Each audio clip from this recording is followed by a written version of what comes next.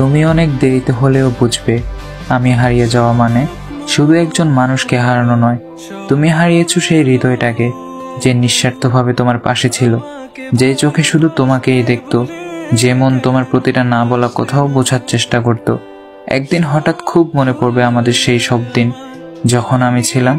তখন হয়তো তোমার বুকের ভেতরে এক অদ্ভুত শূন্যতা বাজবে, কিন্তু আমি তখন থাকবো না।